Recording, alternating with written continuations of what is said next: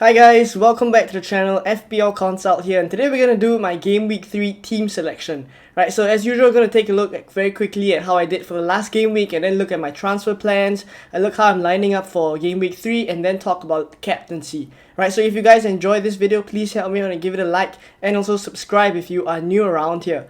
Alright, so let's take a look at how I did for Game Week 2. Right, I'm up to 1.35 million in the world right now, but as I said, the rank at this point in time doesn't really matter too much, right? So not too worried about that. And on top of that, I did pretty decently this game week, right? 67 out of the average, which was 57, right? So 10 points more than the average. I'm pretty happy with that, right? And looking at my team as well, I do have some fires to put out, right? And I'll get to my transfers later on. But as for this game week, I think the returns that we got, right, was pretty decent, right? If you take a look at Cancelo, 11 points there, he got an assist, right, and then bonus points again as well, right? James as well got a goal and also bonus points. So James and Cancelo, as we mentioned, they are bonus points magnets. And as for James, he was kind of lucky to get that goal, but that was a really good goal. And even though the clean sheet was wiped out, the attacking returns kind of made up for James, right? And that's what we mentioned, where, you know, even against Tottenham, where I knew it was a tough fixture, he has the attacking potential and he showed it, right? And that's pretty much why we should still play James, even though he has tough fixtures and pretty much an essential, right, in my eyes. Right, as for Raya at the back, right, 7 points there, really impressive clean sheet against Manchester United, who was really struggling, right? And as for the Liverpool boys, another clean sheet wiped out there.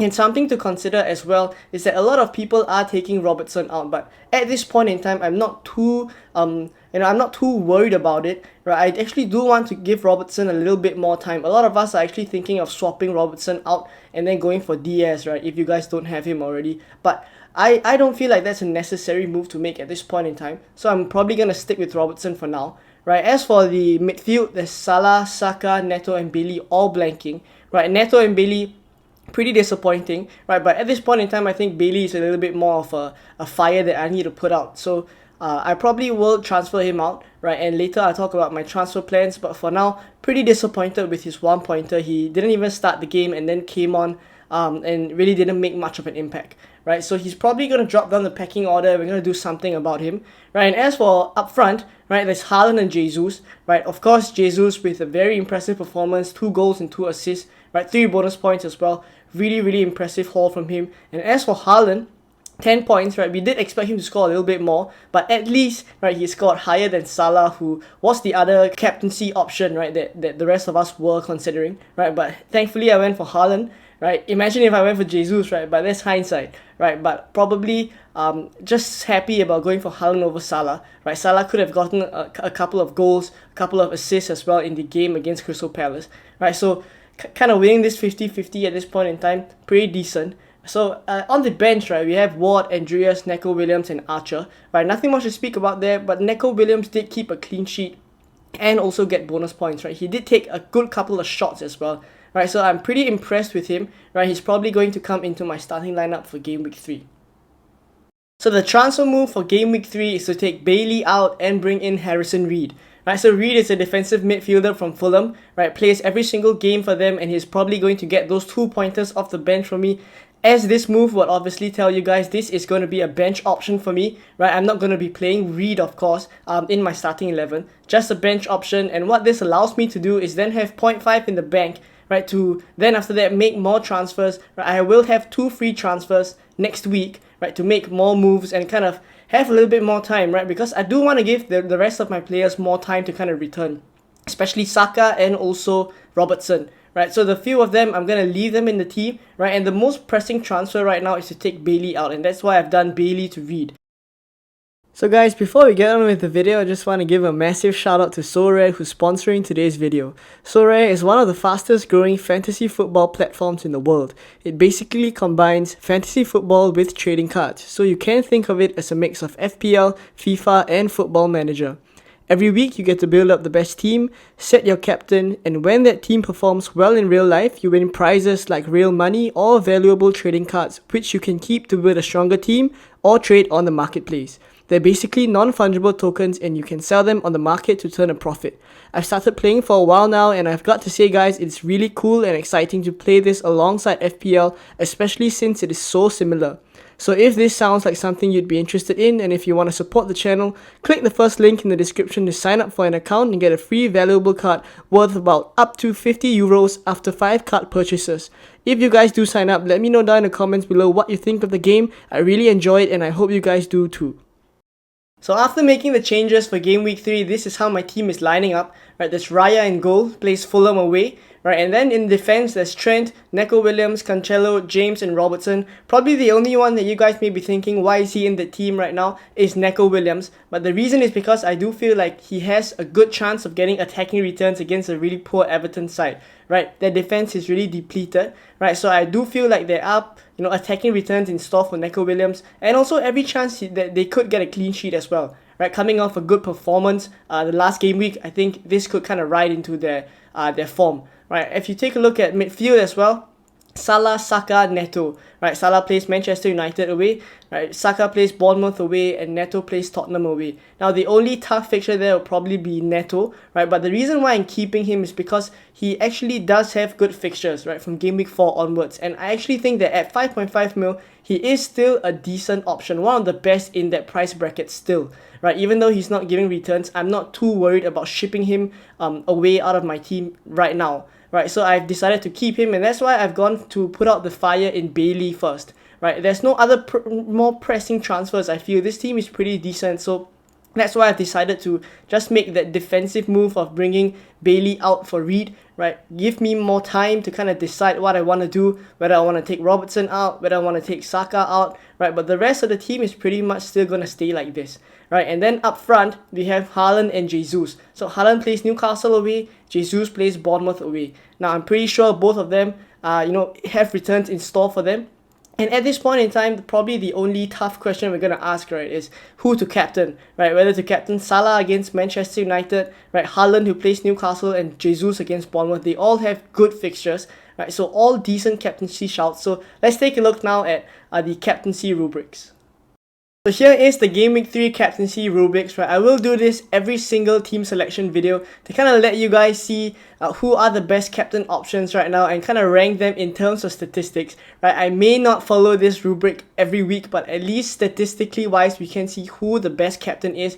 And then I will have to make a decision whether I want to follow the statistics or kind of, trust a little bit of my gut as well. Sometimes the stats are not all that matters, but it is good to see what the stats kind of tell us. And some weeks I'll go with it, some weeks I won't go with it. Right, so at this point in time so far, I have been following the metrics, but at this point in time, I think I may deviate from the rubrics for this week. Right, so very simply, right, those of you who haven't seen this before, this is basically the statistics of the players in terms of their individual statistics, right, the expected goals, expected assists, goal involvement, points, and projected points, and then team statistics as well, right, expected goals, the number of shots they take, the number of chances they created, in other words, right, and also the chances of getting more than one goal in the next game, right, in game week 3, and also chances of getting more than 2.5 goals, right. So aggregating all these statistics together, you guys can go in detail and see how the individual statistics and also team statistics, but very simply I've aggregated all of them by weighting each of these scores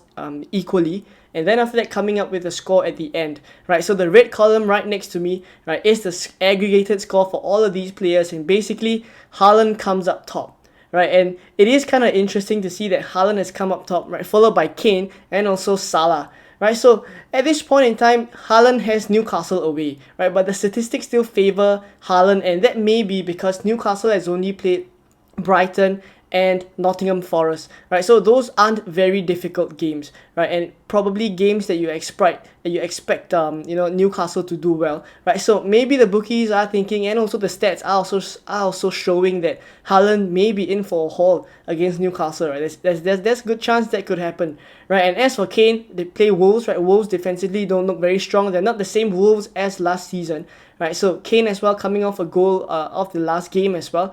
Probably why the statistics kind of favor him against Wolves, right? But at this point in time, it's looking like for me, it's pretty much going to be between Salah and Jesus. I'll probably captain one of them and then vice captain the other. And the reason is because Salah plays Manchester United away, who's, considering their form, they're in really, really poor form. So I actually do want to, ride on that and also just captain Salah, because we do know how good Salah is against Manchester United. If you saw the 2 games they played last season, he hauled against Manchester United in both games, right? So that is individual events, right? And it may not happen for this, but at this point in time, when you take a look at the team as well, Nunes has got a red card. Right? Firmino is going to come in for Nunes, and what that means is Salah is going to be more involved in the attack. He's going to be kind of the point man a little bit more, right? He's going to be further up front, more advanced. Firmino will probably, as usual, drop back and a little bit, kind of a false 9, and then be that creative spark, right, a little further back. And that makes Salah the most advanced, right, maybe together with Diaz as well, like a 2 up top. And what that could essentially mean is that there would be returns in store for Salah. And because of that, right, and you take a look at the surrounding context as well, there's Manchester United, who is facing, protests from their fans, right? There is a news that there could be a protest, etc. So at this point in time, all the factors surrounding the Liverpool and Manchester United game kind of side Liverpool, and obviously it may make sense for us to kind of side their point man, right? So probably going to go for Salah, right? And as for Jesus, coming off a really good performance, and he's playing Bournemouth away, right? Every chance that you guys may want to go for Jesus as well, right? So the stats tell us he's actually 58.5, right? His score, right? So I actually do think he's a decent captaincy shout. And if I'm not going to go for Salah, I probably would go for Jesus at this point in time. Now, for the other options, there's KDB, Son, Martinelli, Diaz, Sterling, and even Vardy, right? Vardy against Southampton, but his stats aren't that good. So if you kind of want to go more differential, he's a decent option as well, right? But obviously that's a little bit of a gamble, right? So do take a look at the numbers and see if you guys want to go with either of these players. But as I mentioned just now, right, the numbers tell us one thing, but I may or may not follow the exact rubrics, right? I probably won't captain Haaland this week. I'm not really liking his Newcastle away fixture, right? So most probably going to captain Salah, but let's take a look now at the team after captaincy. Slapping the captain's armband on Salah and the vice-captain's armband on Jesus, this is how the team is lining up for game week 3. Right, the transfers have already been made, right, and I'm locked in on this team, but the only decision that could change is the captaincy, right? Currently it's on Salah, vice-captain on Jesus, but it may change, right? I may go for Haaland, I may go for Jesus. It is a tough decision, right? And I'm sure most of you guys are, facing this tough problem as well. Let me know down in the comments who you guys are captaining. For now, this is how the team is looking like, and as you guys can see, right, Saka has Bournemouth away. That's why I don't want to take him out. Right, Robertson has Manchester United away, and the next few games are good for him. So when I was faced with a transfer decision this week, right, I didn't feel the need to take either of them out, right? And Neto, I'm fine to keep him, right? He is still a preferred option for me over maybe Pascal Gross or Rodrigo, right? At 5.5, I still feel he is kind of the best asset at that price bracket. I don't really like the other assets in that range, right? KDH, right? Almiron, I don't really like these players as well, right? So that's why I'm going to stick with Neto probably till I wildcard. And the transfer plans that I have next week, right, I will show you guys in another transfer plans video, which I'll release over the weekend after a couple of games have been played, right? So do keep a lookout for that. But for now, this is how the team is looking like. Let me know how you guys are lining up as well. I do want to know if you've made any transfers, etc. But for now, this is how the team is looking like, right? And I will see you guys in another video. Thanks for watching.